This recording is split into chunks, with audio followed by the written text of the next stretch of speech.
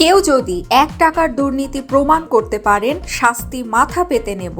সমন্বয়ক হাসনাত আব্দুল্লাহ। বন্যার্তদের সহযোগিতার উদ্দেশ্যে গঠিত ত্রাণ তহবিলের টাকা প্রসঙ্গে কথা বলেছেন সমন্বয়ক হাসনাত আব্দুল্লাহ। বন্যার্তদের সহযোগিতার উদ্দেশ্যে গঠিত ত্রাণ তহবিলের বেশিরভাগ টাকাই পরিকল্পিতভাবে ব্যাংকে রাখা হয়েছে বলে জানিয়েছেন।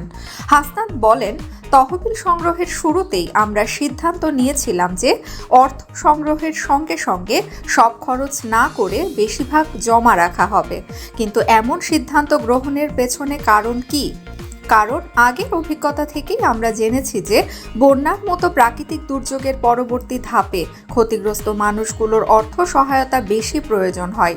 বন্যার পানি নেমে যাওয়ায় এখন ওই অর্থ ক্ষতিগ্রস্তদের সহায়তায় ব্যয় করা হবে।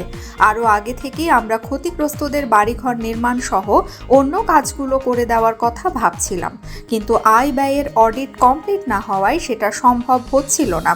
নিরীক্ষা শেষ করে শিগগিরই তহবিলের সব অর্থ বন্যায় ক্ষতিগ্রস্তদের পুনর্বাসনে ব্যয় করা হবে। তিনি বলেন, আমরা ত্রাণ কার্যক্রমের আয় ও ব্যয়ের ওপর একটি অডিট করছি এবং আগামী কয়েকদিনের মধ্যে অডিট রিপোর্ট প্রকাশ করা হবে। সিএ ফার্মের প্রফেশনাল ব্যক্তিদের দিয়ে নিজ দায়িত্বে এটা আমরা করছি, যাতে পরবর্তীতে কেউ কোনো অভিযোগ বা অপবাদ দিতে না পারে।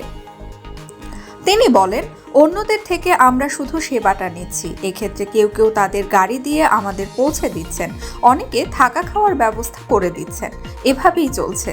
তবে এখন যেহেতু এটা নিয়েও কথা উঠছে, সেজন্য আগামীতে কারা কী ধরনের সেবা দিয়ে আমাদের সহায়তা করছেন সেটার তালিকাও আমরা প্রকাশের কথা ভাবছি।